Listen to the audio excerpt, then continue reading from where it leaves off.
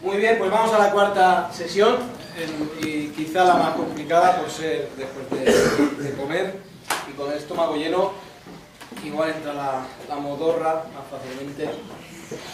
Muy bien, vamos al acto número 4, acto el cual hemos llamado, o he llamado, unificación y reconciliación. Vamos a ir a Efesios y voy a comenzar leyendo esos versículos ahí, en el segundo capítulo, versículos del 11 al 22.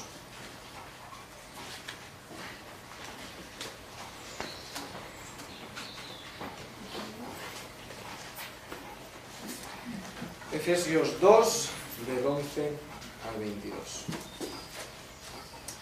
Dice así: Por tanto, acordaos de que en otro tiempo vosotros, los gentiles en cuanto a la carne, erais llamados incircuncisión por la llamada circuncisión hecha con mano en la carne.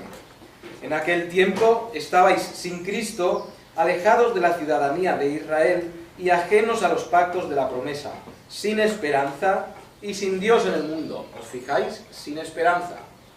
Ahora sí tenemos esa esperanza. Pero ahora en Cristo Jesús, vosotros que en otro tiempo estabais lejos, habéis sido hechos cercanos por la sangre de Cristo, porque Él es nuestra paz, que de ambos pueblos hizo uno, derribando la pared intermedia de separación, aboliendo en su carne las enemistades, la ley de los mandamientos expresados en ordenanzas, para crear en sí mismo de los dos un solo y nuevo hombre, haciendo la paz, y mediante la cruz reconciliar con Dios a ambos en un solo cuerpo, matando en ella las enemistades. Y vino y anunció las buenas nuevas de paz a vosotros que estabais lejos y a los que estaban cerca. Porque por medio de él, los unos y los otros, tenemos entrada por un mismo Espíritu al Padre.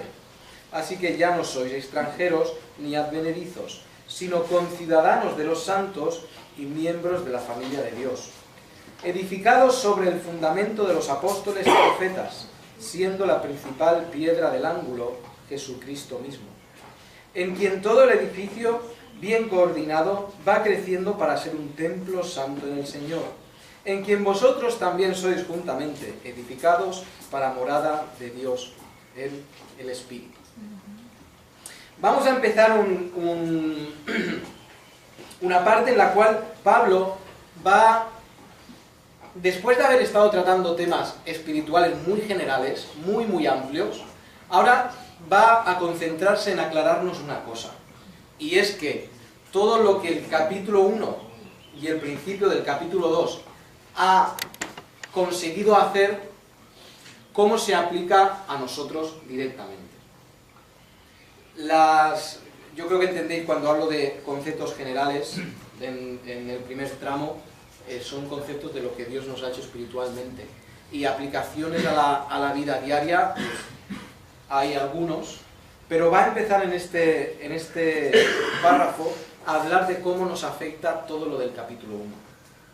Dice: por tanto, acordaos de que en otro tiempo vosotros, los gentiles en cuanto a la carne, erais llamados incircuncisión por la llamada circuncisión hecha con mano en la carne. Claro, aquí se va a meter en un tema un poquito más complejo, y es el tema de la nacionalidad.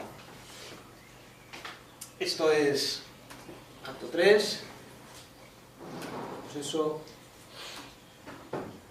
y la primera cosa que tenemos es un pueblo dentro de un pueblo. Nos va a hablar de que todos nosotros hemos llegado a ser un pueblo con el pueblo de Cristo, con el pueblo de Dios. ¿Cuál era nacionalmente el pueblo de Dios? Israel. Ahora, lo que hay que aclarar es que no todos los que estaban en Israel es un nombre difícil de decir, mejor decir pueblo judío, ¿vale? Voy a decir pueblo judío. Todos los que estaban en el pueblo judío no eran del pueblo de Dios. Esto es lo que necesitamos saber antes de continuar. Porque si no, estaría diciendo que todos nosotros hemos llegado a ser de nacionalidad judía, cosa que yo no lo soy, igual alguno aquí sí lo es. Pero todos estaríamos llegando a ser del pueblo judío, cosa la cual no está diciendo. Lo que está diciendo es que nosotros hemos sido añadidos al pueblo de Dios. Se dice, lo dice Pablo en otros lugares de la Biblia, que no todos los judíos eran el pueblo de Dios. Fijaos, vamos a ver algunos pasajes. Por ejemplo, Gálatas 3:7.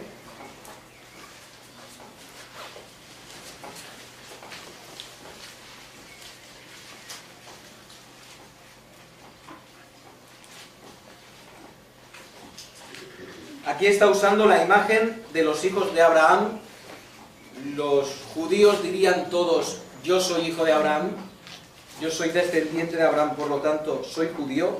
Pero Pablo les tiene que decir, así Abraham creyó a Dios y le fue contado por justicia. Sabed por tanto que los que son de fe, estos son hijos de Abraham. Y la Escritura, previendo que Dios había de justificar por la fe a los gentiles, dio de antemano la buena nueva a Abraham, diciendo, en ti serán benditas todas las naciones. Pablo tiene que aclarar aquí a los judíos que todos los judíos no son del pueblo de Dios, y no por hacerte judío, además, llegarías a ser hijo de Abraham, del pueblo de Dios. Nosotros entendemos que pasamos a formar parte del pueblo de Dios cuando conocemos a Cristo como nuestro Salvador. Los judíos tienen que hacer lo mismo, conocer a Cristo como su Salvador. Entonces vamos a tener, y por eso yo he llamado el primer punto un pueblo dentro de un pueblo. Dentro de la nación judía está el pueblo de Dios y también están los que no son el pueblo de Dios, pero nacionalmente son judíos. Yo creo que esto lo entendemos, el concepto no es demasiado complicado. Fijaos en Romanos, también tenemos la misma idea.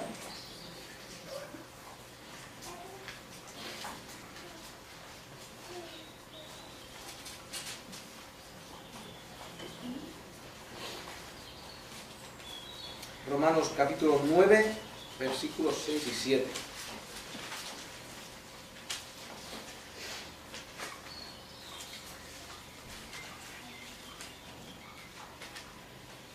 Fijaos que dice ahí el versículo 6. No que la... A ver, ¿dónde empiezo?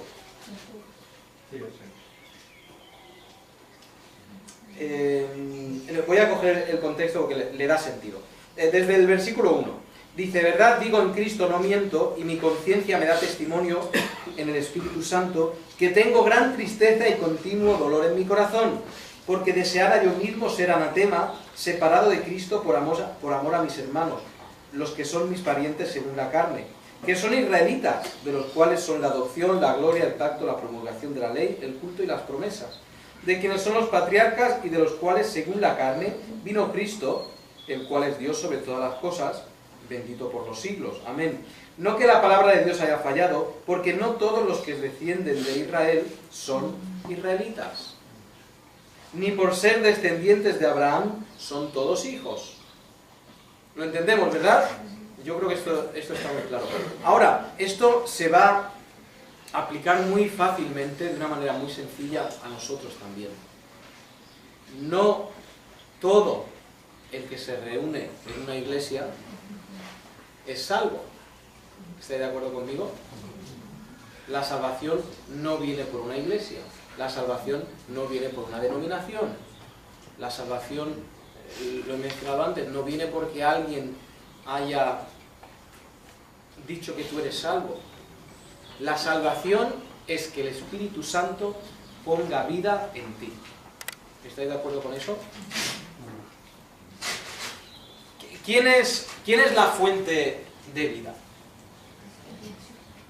Necesariamente debe ser Dios, ¿verdad? Cuando Dios sopla, comunica su vida. Y lo voy a decir de esta manera. Nosotros todos hemos sido soplados por Dios para recibir vida espiritual. ¿Recordáis que Cristo dice, no solo de pan vivirá el hombre, sino de todo lo que sale de la boca de Dios? ¿Qué sale de la boca de Dios? yo voy a ir más lejos y voy a decir vida. Muy bien. Toda escritura es, y esa palabra es que Dios emite el soplo y la Biblia recibe. Inspirar, ¿qué es? ¿Qué hace la Biblia? Inspira la vida que sale de la boca de Dios. Uy, esto es un concepto un poco raro, ¿no? Pero igual nos es más familiar de lo que pensamos. Nos dice ahí en el principio Génesis que Dios sopló. ¿Y qué es lo que sale de la boca de Dios? Vida. Ahora, ¿no suena en el principio del libro de los Hechos que están celebrando los judíos una fiesta, la fiesta de Pentecostés? Y los discípulos están en una sala y reciben ¿qué? Ahora, ¿os acordáis de qué es lo que escuchan los discípulos antes de recibir el Espíritu Santo que les baje como lengua? Un viento fuerte. Oye, ¿por qué tiene algo que ver, o por qué diría la Biblia que es un viento fuerte? ¿Por qué? Fueron soplados por el Espíritu Santo, soplados por Dios, y les fue comunicada la vida. ¿Sí? Claro. Porque eso es un cumplimiento de una profecía en Joel, la cual decía, en cuando lleguen esos días, Dios mandará la ley dentro de sus corazones. ¿Sí? Claro. Y ahora el Espíritu Santo ha venido dentro de nosotros, nos ha dado la vida, y el Espíritu Santo, cuando nosotros le alimentamos, Él es el que nos marca cómo debemos vivir. ¿Estás de acuerdo conmigo? Sí. Así debe ser. ¿Está de acuerdo conmigo o no? Sino que así debe ser lo que dice la palabra de Dios.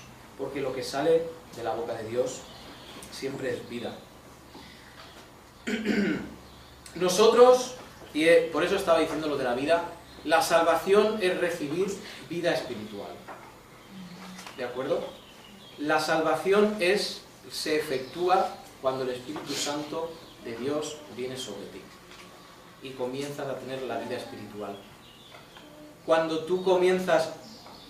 Espíritu Santo ha venido sobre ti, va a hacerse evidente que el Espíritu Santo está dentro de ti, porque vas a empezar a vivir de la forma correcta. Cuando el Espíritu Santo está dentro de nosotros, se tiene que ver en la forma que vivimos.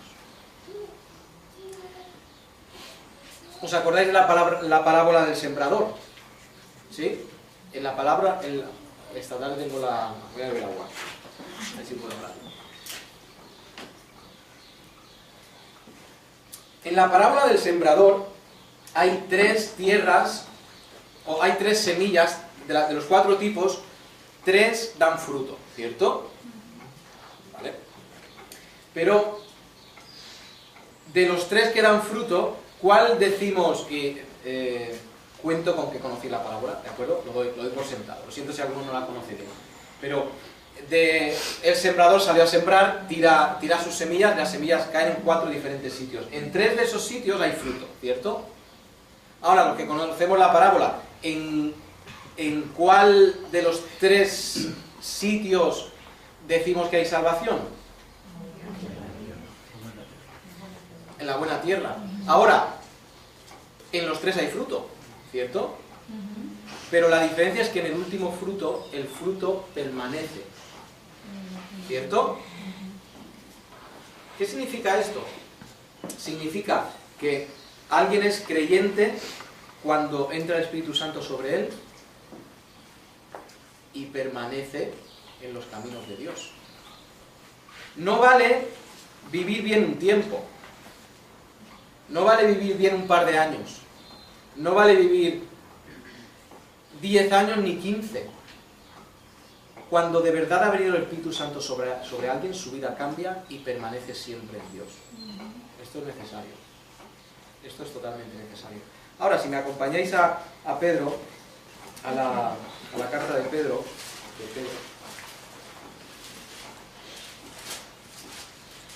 Nosotros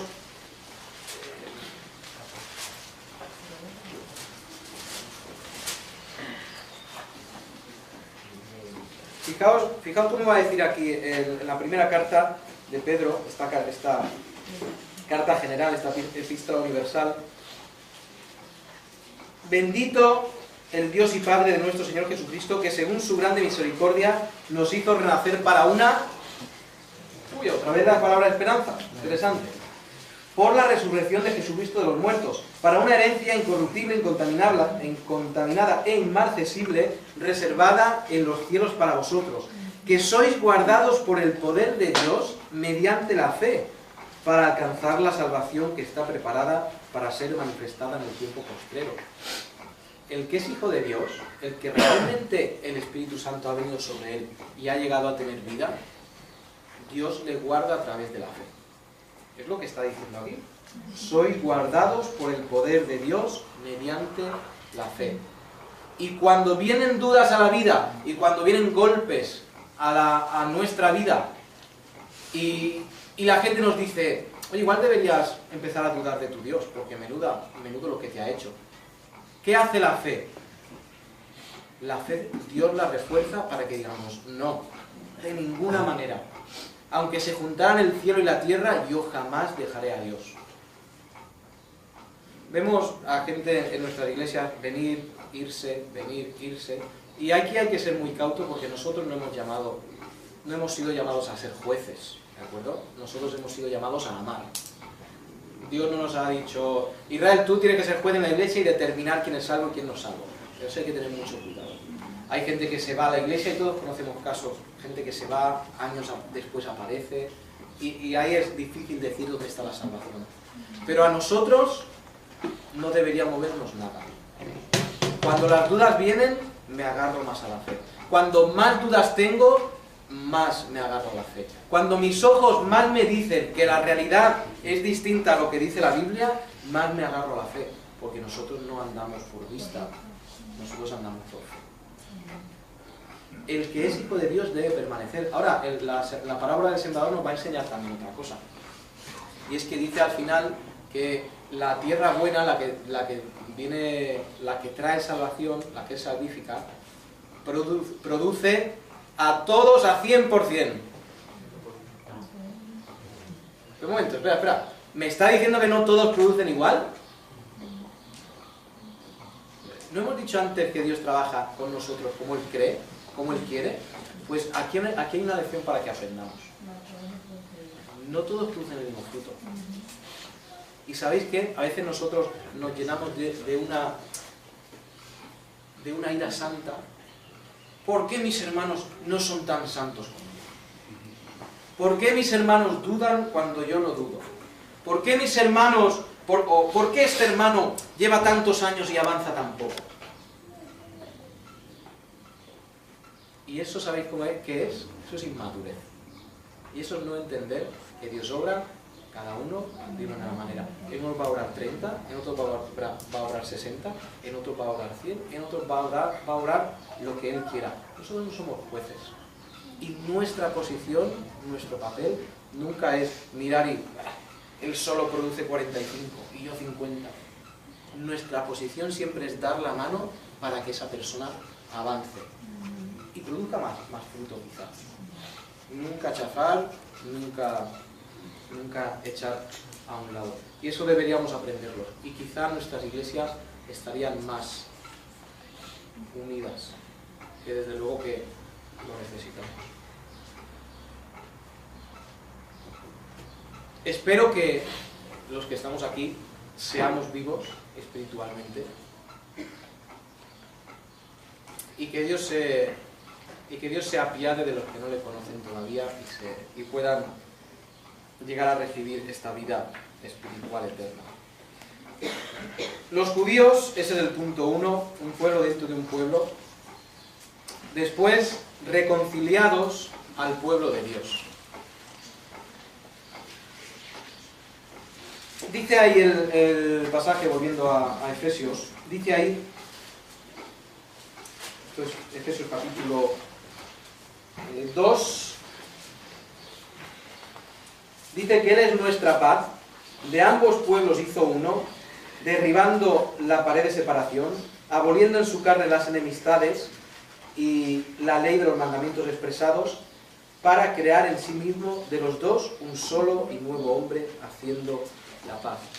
Todos los que hemos creído en Dios como nuestro Salvador, llegamos a formar parte del pueblo de Dios.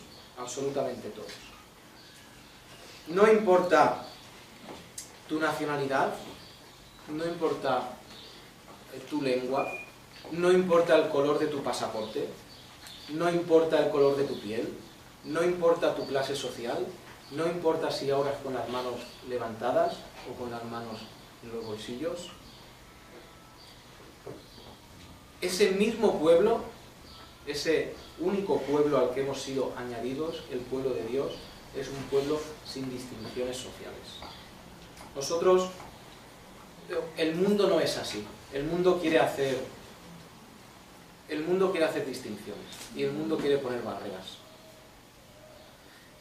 Imagino que muchos de aquí habéis montado en avión, ¿verdad? Muy bien. Tú vas a comprar tu billete de avión y te dicen, lo primero que te dicen, primera clase o turista. ¿Qué es lo más barato? Turista. Bueno, vale. Bueno, ventanilla o pasillo.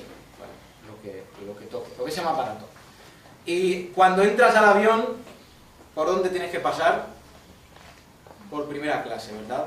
Y vamos mirando, odiándoles por dentro, porque van a ir viajando así con las piernas bien a gusto. Y el mundo hace esa clase de cosas. Tenemos sitios VIP donde nosotros no podemos entrar si no tenemos cierto dinero. Existen países a los cuales no puedes entrar si no tienes cierta clase de pasaportes. En los estadios de fútbol están los palcos VIP y depende de lo que pagues, así tienes. Tanto pagas, o como dice el refrán, tanto tienes, tanto vales. Pero en el pueblo de Dios no es así. En el pueblo de Dios todos somos iguales. Y si tú no has entendido eso, lo lamento mucho por ti, porque es algo precioso. Que la lengua no sea una distinción, que el color de piel no sea una distinción, es hermoso. Y es el mismo pueblo de Dios. Y Dios lo ha hecho así. Dios lo ha hecho así. Fijaos las palabras que va a usar aquí Pablo. Tenéis ahí en el cuaderno, incircuncisos. Nosotros éramos incircuncisos y hemos llegado a ser circuncisos. Éramos sin Cristo, y esto es todo lo que dice,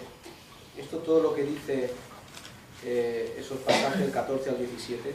Éramos extranjeros y hemos llegado a ser ciudadanos. Éramos ajenos a los pactos y hemos llegado a ser propios a los pactos. Estábamos sin esperanza alguna y ahora hemos llegado a tener esperanza. Ahora, en el pueblo judío, la nación judía, sí eran los circuncisos, eran los que se supone que tenían a Cristo, eran los ciudadanos, eran los propios a los pactos y eran los que tenían esperanza. Dentro de la nación judía, ellos nacionalmente tenían todo eso, porque ellos habían recibido la ley. Pablo nos ha dicho antes, todos somos igual, pero no os olvidéis que de los judíos vino Cristo, y de los judíos vino la Biblia, y de los judíos vinieron las promesas, y de los judíos vinieron los apóstoles. No os olvidéis de eso. Y nosotros hemos llegado a ser espiritualmente ese pueblo también. Hay un par de palabras muy interesantes, muy interesantes en esta porción. Fijaos, por ejemplo, fijaos en versículo 19. Así que ya no sois extranjeros ni advenedizos. Y esas palabras en el griego son palabras diferentes. Un extranjero, nosotros entendemos bien lo que es un extranjero, que es alguien que está fuera de su sitio. ¿Sí? Yo soy extranjero aquí porque yo no estoy aquí en mi sitio. Yo soy extranjero también en País Vasco porque yo soy de Elche, no soy de País Vasco. Y luego con el tiempo igual vas sintiéndote que de cierto lugar. Pero sabemos lo que es un extranjero, lo entendemos. ¿Qué es un advenedizo? Esa palabra no la usamos mucho, ¿no? Tú eres un advenedizo. Eso y lo podríamos usar como insulto y no sabíamos ni qué estamos diciendo. Pues un advenedizo es una persona que está en un sitio pero que pertenece a otro.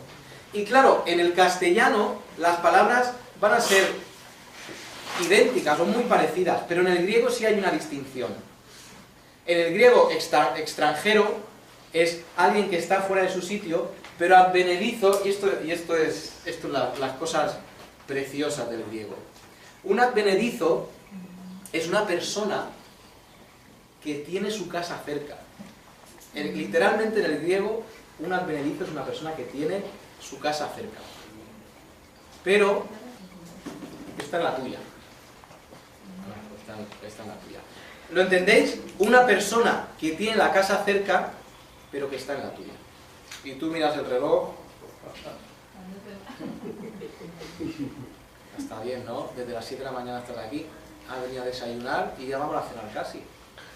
Y claro, si una persona es extranjera, no tiene donde reposar el lomo, pues, oye, es extranjero, me ha apiado de él, tengo misericordia de él, ven, bueno, quédate a dormir, sí, quédate todo el día. Pero un advenedizo no, ¿eh?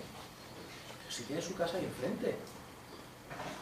Yo creo que en el mundo latino esto pasa bastante. Seguramente en los países nórdicos no, pero en países latinos pasa esto bastante. ¿Cuándo se va? ¿Cuándo se va? Y fijaos, Dios le está diciendo, ya no sois extranjeros, ni tampoco sois advenedizos, que advenedizo es peor que un extranjero. Vosotros ahora sois conciudadanos. Cuando nosotros, y esto no ocurre tanto porque estamos ya llegando a un mundo global en el cual más o menos nos vamos a vestir todos iguales, pero seguramente hace 100 años, si tú te dabas una vuelta por el mundo, podías reconocer a un japonés por su forma de vestir, ¿sí?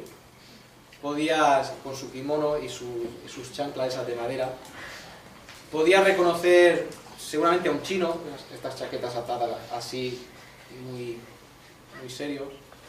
Podías reconocer a un mexicano, ¿verdad?, por su sombrero grandote. Podías reconocer a un francés por su boina, su camiseta de rayas azules. Podías reconocer a diferentes nacionalidades por su forma de vestir, por su forma de hablar, todavía se puede. Pero Dios nos ha dicho, todos iguales, todos iguales. Ahora ya no hay distinción. Y sabéis que cuando nos dice conciudadanos, además nos dice, si tú eres ciudadano de un reino, si tú eres ciudadano de México, pues te vas a comportar como un mexicano. Si tú eres ciudadano belga, te vas a comportar como se comportan los belgas. Si tú eres ciudadano del cielo, ¿cómo te vas a comportar?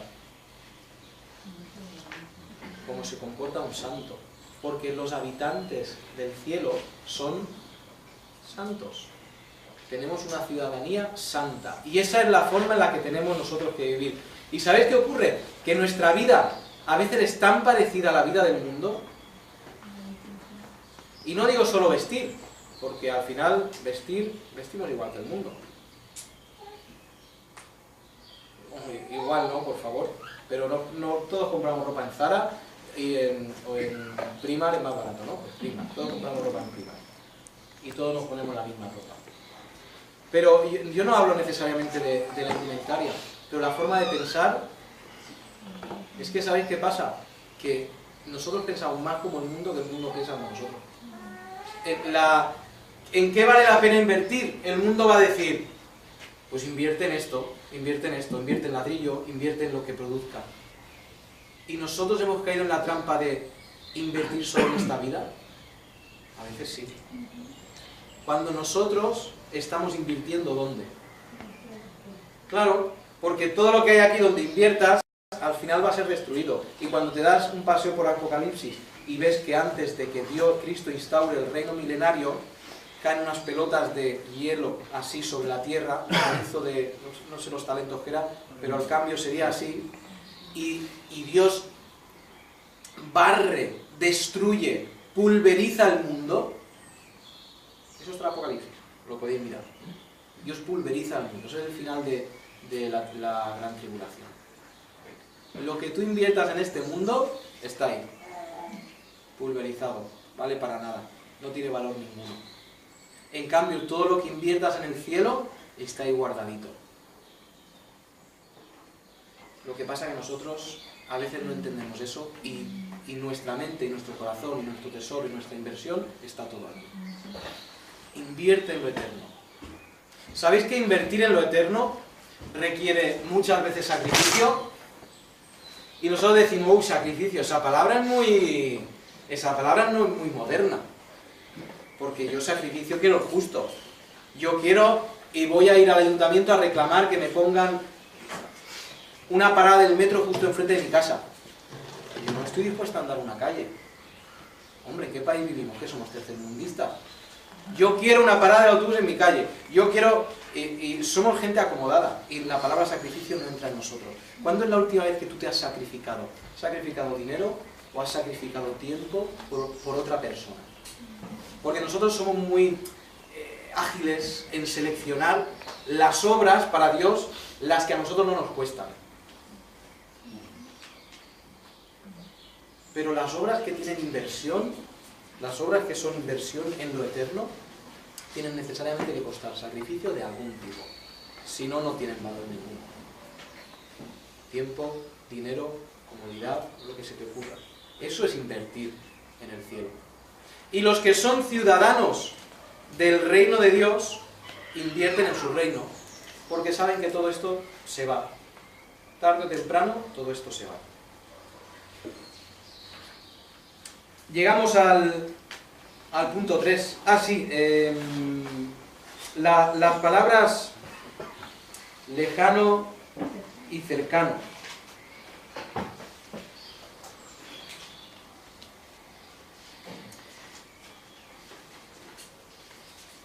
Déjame un momento. Muy bien, veis en el versículo 13 nos habla de lejanos y cercanos. Yo lo tengo resaltado al final del punto 2, lejano y cercano. Lo tengo resaltado porque me parecieron palabras muy bonitas. Sobre todo la de cercano, la de lejano no me gusta.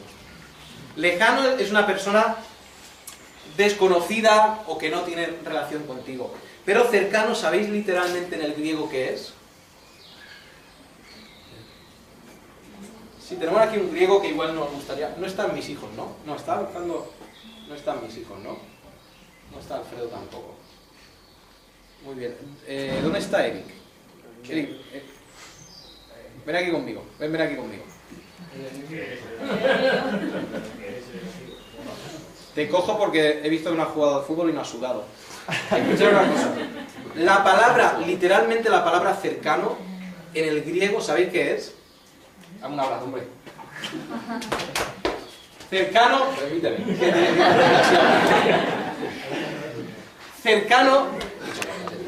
Cercano no es que Dios nos ha dejado... Oye, acércate un poco, pero cuidado, ¿eh? La palabra cercano es que Dios nos ha hecho... Nos ha abrazado. ¿Sabéis? Literalmente, yo le he dado un abrazo porque no iba a estrangularlo, pero literalmente es estrangular. Coger algo con tanta fuerza que tú dices, no te vas a escapar. Y es lo que Dios ha hecho con nosotros. Y Dios te ha cogido a ti, y de ser lejano, de ser inmerecedor, te ha cogido y te ha dicho, vienes conmigo y no te voy a soltar. Y eso es lo que Dios nos ha hecho a nosotros. Por eso quería resaltar esas palabras que son tan bonitas en el griego. Reconciliación. Esto es el punto 3, la reconciliación. Y voy a decir de la reconciliación que se dice muchas veces que la Biblia es el gran libro de la redención de Dios. Ahora, yo voy a decir, y puede ser que no esté de acuerdo conmigo, esto es opinión personal mía, yo voy a decir que más que el libro habla de la redención, yo voy a hablar de la reconciliación. La Biblia es el gran libro de la reconciliación. ¿Entendéis qué es la palabra reconciliar? Yo me peleo con un amigo, con un familiar, y cuando ya entro en razón, digo, venga, va, hombre, dame un abrazo, que lo siento, perdona. Y se crea una reconciliación, ¿cierto? Pues toda la Biblia es el plan reconciliatorio de Dios con el hombre. Recordamos que en Edén se ha roto algo. ¿Se ha roto qué? Se ha roto la relación de Dios. Dios en su santidad dice, yo no puedo coexistir con el pecado, por tanto no puedo coexistir con pecadores. Entonces Dios se separa. El hombre muere espiritualmente porque, como dije en la primera sesión, la muerte significa separación. El hombre muere espiritualmente porque está lejos y cortando la vía de comunicación de la vida. Dios es el comunicador de vida. Estamos lejos de Dios, estamos muertos, no hay comunicación de vida. ¿Qué es la Biblia? La Biblia es todo el plan reconciliatorio de Dios. Dentro de la salvación, dentro de la reconciliación tenemos la redención, la crucifixión, el advenimiento. La redención es cómo Dios nos compra para poder hacernos suyos. La crucifixión es la herramienta empleada para que Cristo pagara por los pecados, para que pudiéramos ser reconciliados. El advenimiento es la venida de Cristo, cuando Él venga por nosotros y se complete el mensaje de la parusía, de la segunda venida, para estar con Él físicamente. La recompensa será estar con Dios. Ya he dicho que la recompensa más grande que el hombre tendrá en el cielo es Dios. La recompensa más grande que Dios tiene en el cielo es Dios, porque es lo más valioso, no los adoquines de oro. La santificación es el proceso por el cual Dios nos va haciendo semejante a Él, para que cuando nosotros lleguemos a Él seamos santos y podamos tener la comunión. La glorificación es el último punto, cuando nosotros recibamos un cuerpo preparado físicamente, materialmente, espiritualmente, para poder estar con Dios. Tenemos la revelación es todo esto, es el medio por el cual Dios nos enseña cómo ha reconciliado o cómo está reconciliando el mundo. La adopción es la forma en la que Él nos acoge, en lo que Él nos convierte para la reconciliación. Y en el capítulo 1 todo eso lo podríamos llamar detalles de la adopción. La regeneración nos hace criaturas nuevas, pone la vida, nos da el Espíritu Santo, el cual produce vida en nosotros, y ahora somos vivos espiritualmente y hemos sido regenerados. Todas estas son cosas que se estudian a lo largo de la palabra de Dios y que están ahí. ¿Habéis ido a la Capilla Sixtina?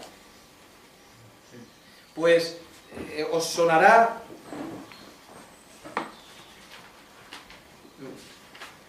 sí, aquí está el dibujito, en el punto 3 de la reconciliación, veis ese dibujo, esa obra se llama La Creación. Y está, ¿sabéis dónde? En el centro de la Capilla Sixtina está este cuadrito. Si lo amplías se ve a Dios y al hombre, a Dios y a Adán, tocándose, comunicando vida, pero eso es la creación.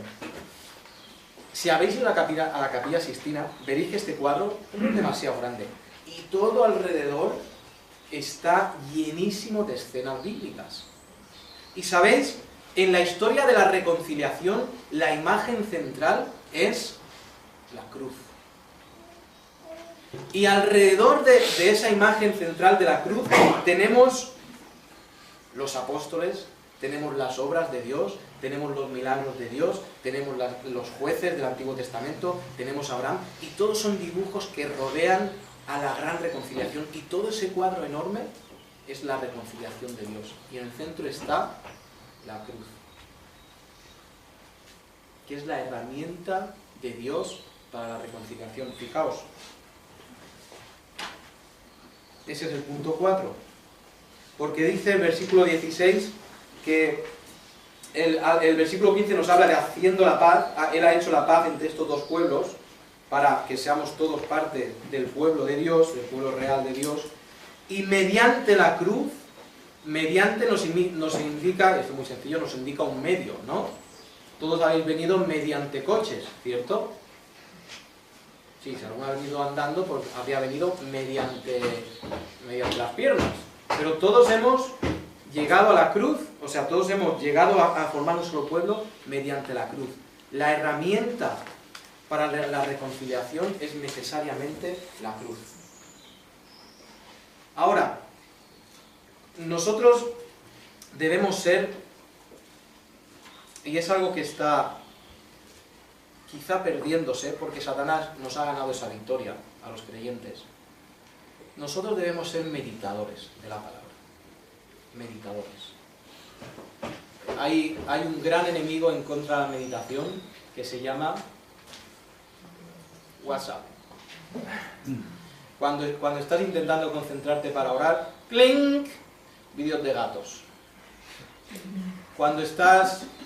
Bueno, todo en la vida nos molesta. El móvil que llevamos en el bolsillo nos molesta para todo en la vida. Nosotros debemos disciplinarnos en el arte de la meditación. En el arte de la meditación. Yo intento salir a meditar todo lo que puedo y tener dos hijos, uno de 2 años y otro de 4, pues no es el ambiente ideal para la meditación.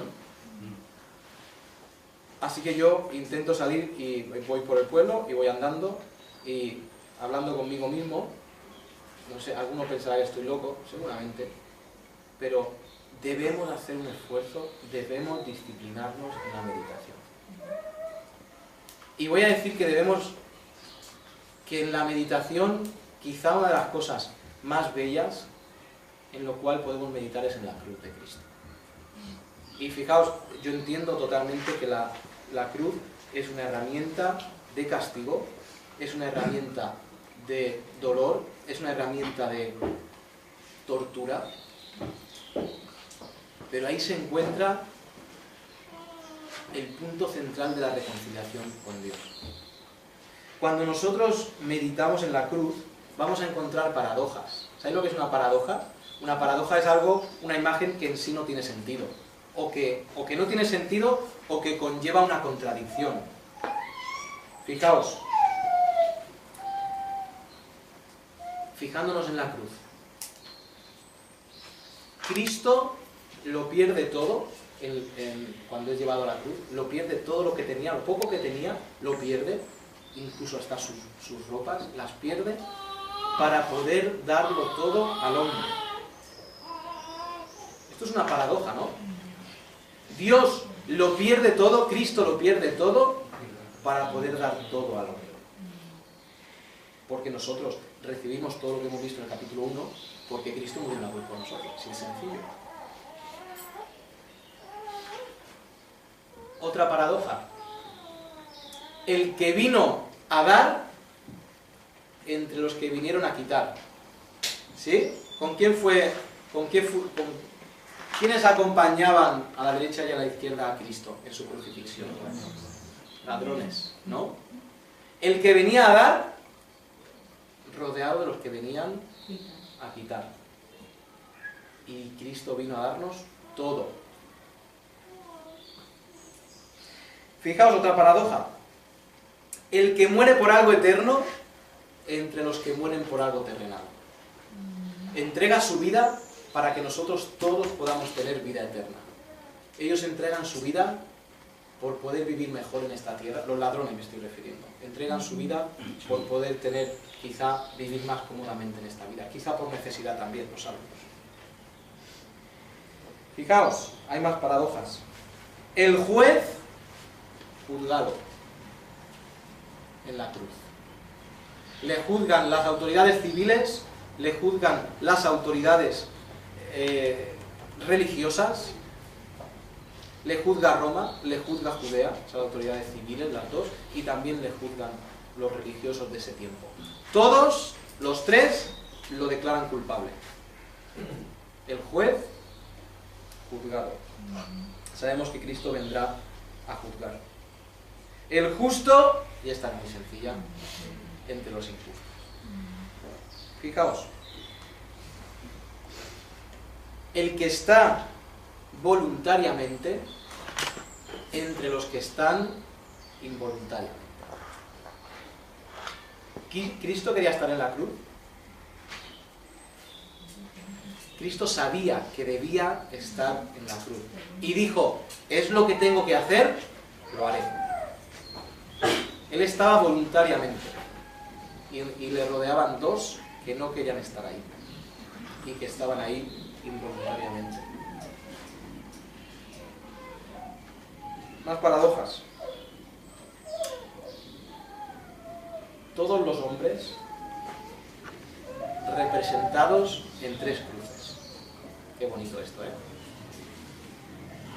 Todos en este mundo vamos a encontrar dos clases de hombres. Salvos, no salvos. Y los dos representados y Cristo en medio. Y Cristo siendo la separación de los justos y de los injustos. Nadie viene al Padre si no es por mí. Nadie llega a ser justo si no es por Cristo. Y en esa escena de la cruz, representadas los hombres separados por Dios. Estoy seguro de que si vosotros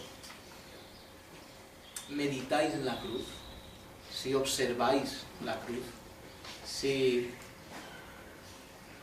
os deleitáis en la observancia de la cruz, encontraréis muchas más paradojas, porque la obra de Dios es tal que no podemos ni expresarla.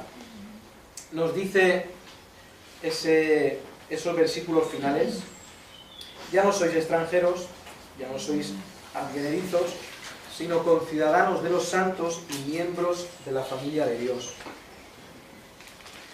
edificados sobre el fundamento de los apóstoles y profetas, siendo la principal piedra del ángulo Jesucristo mismo, en quien todo el edificio, bien coordinado, va creciendo para ser un templo santo en el Señor, en quien vosotros también sois juntamente edificados para morada de Dios en el Espíritu. Y he puesto ahí en el punto 5, ¿alguien reconoce a esos dos señores? Manolo y Benito, que esto también es un poquillo viejo ya, pero hacían las cosas bien. Hacían las cosas bien Manolo y Benito. Eran unos chapuzas de arriba abajo. Donde metían la mano y llevaban un desastre. Pero el edificio que está haciendo Dios, la obra que está haciendo Dios, no tiene nada de chapuza. A veces nosotros hacemos algo en casa y la mujer viene y le preguntamos a la mujer: ¿cómo ha quedado? Y la mujer no nos responde y no hace falta que diga nada, porque lo hemos entendido perfectamente. Una chapuza de hecho. Pero la obra de Dios es una obra perfecta, es una obra maravillosa, es una obra que nos faltan palabras para describirla. En esa obra tenemos un fundamento y nos dice que ese fundamento son los apóstoles y profetas. El fundamento es sobre lo que se basa un edificio, ¿sí? Y aún sin ser arquitectos somos capaces de entender eso. Para que haya una casa tiene que haber un fundamento. La casa en la cual nosotros vivimos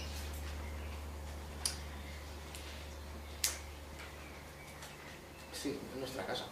No tiene fundamentos.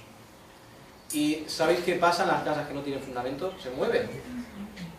Y por eso en nuestra casa pues le van saliendo grietas. Y también tenemos carcoma. La verdad es que estamos un poco mal ahí en casa. Pero, ¿qué son el fundamento del edificio que Dios ha construido? El fundamento son los apóstoles y profetas. ¿Por qué son los apóstoles el fundamento? Pues ¿quiénes nos hablaron del Mesías? Pues fueron los apóstoles. ¿Quiénes nos trajeron todas esas leyes que lo hizo Moisés? Nos explicó cómo tenían que ser todos los sacrificios que se hacían, en los cuales está reflejado Cristo, de muchas maneras. Pues fueron los apóstoles. ¿Quién nos dijo dónde nacería Cristo? ¿Cómo sufriría Cristo? ¿Que Cristo gobernaría? ¿Que Cristo fundaría un reino? ¿Que sería un príncipe admirable? ¿Que nos dijo que su reino sería un reino de paz, donde el cordero y el león jugarían juntos? ¿Quiénes fueron? Fueron los apóstoles. Los profetas, perdón. Los apóstoles fueron los que predicaron, y esos 12 hombres cambiaron el mundo. Cuando fueron llenos del Espíritu Santo, esos 12 hombres por su predicación cambiaron el mundo. Desde luego Dios. Pero ellos fueron la base donde todo el edificio que es la iglesia se ha ido formando. Ahora, necesitamos una base para que no se mueva el edificio, pero necesitamos una piedra angular, esa piedra principal del ángulo, para que el edificio se haga bien. Esta piedra podía ser de muchas maneras, pero normalmente era una piedra que se ponía en las esquinas, una piedra grande, la cual determinaba que el edificio se hiciera en 45 grados. Porque si tú tienes una pared que no está en 45 grados, ¿sabes qué va a pasar? Que no va a ser una casa cuadrada. Va a ser una casa que se va a ir abriendo y que vas a tener una mansión, o si se está en menos, se va a ir cerrando y tendrán un choco, como dicen en el País Vasco. Necesitamos esa piedra angular que es la que nos marca cómo crece el edificio. ¿Cuál es el camino o cuál es la pared recta y cuál es la pared ondulada? Y esa piedra angular aquí nos dice que es Cristo. He hablado antes de ser iglesias cristocéntricas. Es que necesitamos a Cristo diciéndonos lo que es correcto y lo que es incorrecto. Es que no hay otra forma. Y dentro de Cristo, estando en Cristo, siendo dirigidos por Cristo, esta iglesia se coordina. Y eso es versículo 25, en quien todo el edificio bien coordinado va creciendo. Y la palabra coordinado es bien apretadito. Es la palabra coordinado. Si una pared de ladrillos, tú pones un ladrillo aquí, uno allá, otro allí y otro allá, la pared va a ser muy débil y además no va a estar recta y se va a caer. Porque la iglesia debe estar bien juntitos unos de otros. Y esto está refiriéndose a la iglesia local, no a la iglesia universal. Tú no puedes reunirte con la iglesia universal, tendrías un problema, porque tendrías que reunirte con mucha gente a la vez, con gente que no conoces, con gente la cual no puedes ni hablar. Pero esto está hablando en particular a la iglesia local. Tu iglesia local tiene que ser un lugar de unidad. Y tienes que luchar, tienes que remar y tienes que hacer porque esta iglesia sea unida. Cuando, sé que muchos tenéis aquí hijos, cuando tengáis hijos, los que no tenéis, entenderéis que qué es lo que hacen los niños.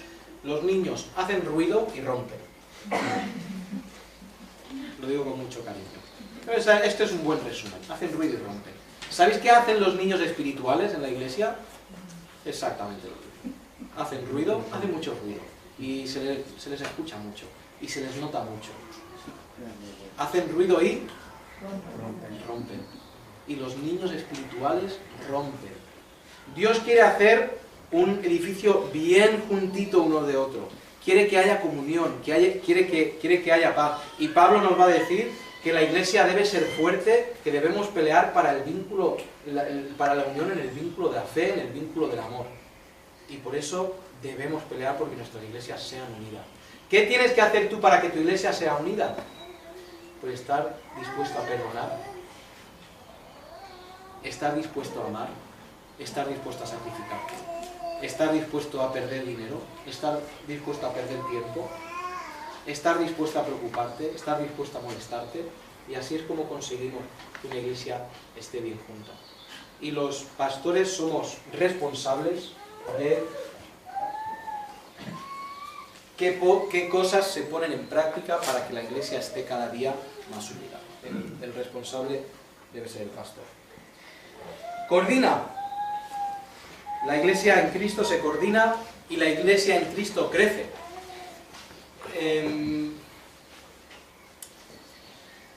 Cuando viene mucha gente a la iglesia, puede ser que lo hagáis en tu iglesia, puede que no, pero tener una lista de asistentes habituales, a ver quién falta, a ver quién está. Y viene el que lleva la lista y dice, pastor, hoy hemos sido 90. Y gloria a Dios, ¿no? Y nos ponemos contentos. Luego, dándole a los números una importancia que no tienen. Hoy en día están muy de moda los ministerios de apologética. ¿Sí? Y la apologética está muy bien, pero el poder de Dios para salvación no es la apologética. Apologética son todas las filosofías e ideas que a través de la lógica van a defender la existencia de Dios y la moralidad y todo eso.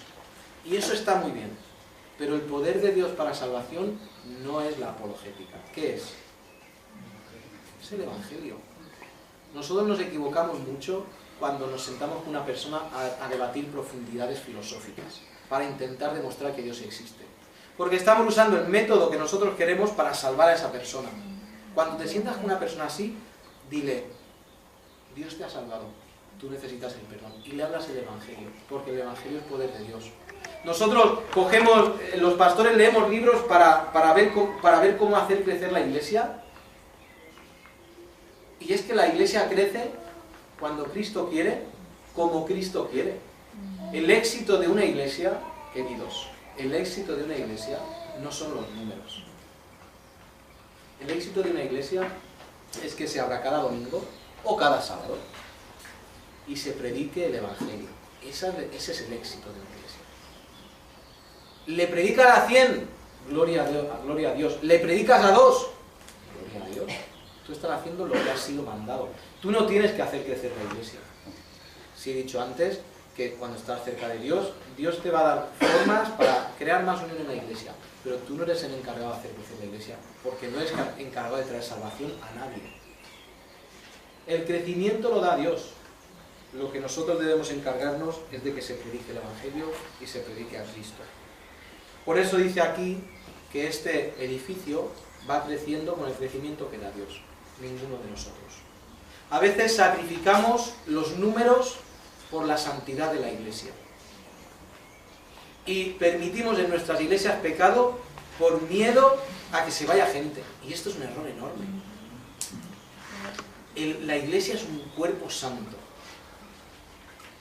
Y cuando nosotros permitimos, por tener más números, por llenar más asientos en la iglesia, permitimos pecado, estamos contaminando el templo de Dios, que es la iglesia, la habitación de Dios, que es la iglesia. Por eso el próximo punto va a decir lo que dice, que ese edificio va creciendo para ser un templo y le da un adjetivo a ese templo. Estoy leyendo en Efesios, capítulo 2, versículo 21. Para ser un templo santo, para ser la habitación de Dios, para ser la morada de Dios. Por eso la iglesia tiene que ser una iglesia santificada. Por eso debemos santificar en lo que esté en nuestra mano el cuerpo de Cristo. Si hay casos en los que tenemos, y esto nos duele, y más a los pastores que tendemos a amar a todos, casi todos, pero a veces hay que expulsar a gente de la congregación para santificarla. A veces hay que decir a la gente, es mejor que te quedes en tu casa, porque hay que proteger la santidad de la iglesia. Pues terminamos esta sesión diciendo